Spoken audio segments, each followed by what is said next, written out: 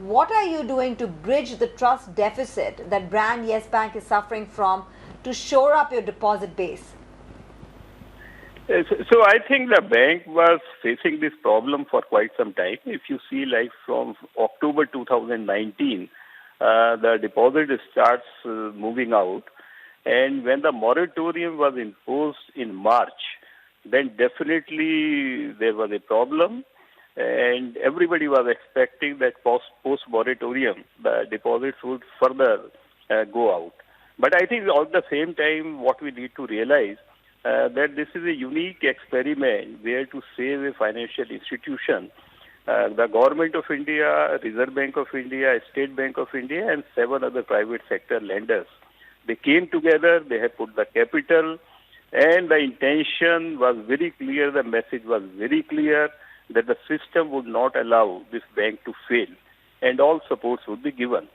So if you see our March number, it is basically related to the moratorium period only. And I think it was a natural, say, thinking or natural reaction of the depositors to move out.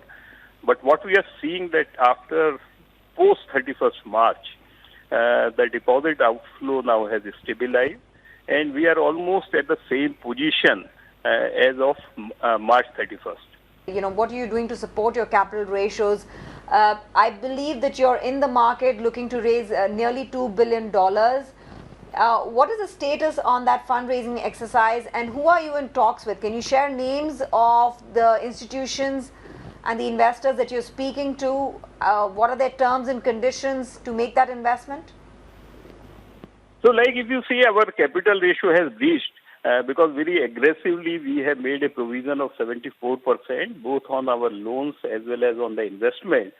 So, by this, we have protected our balance sheet from any impact of the past on the future earning.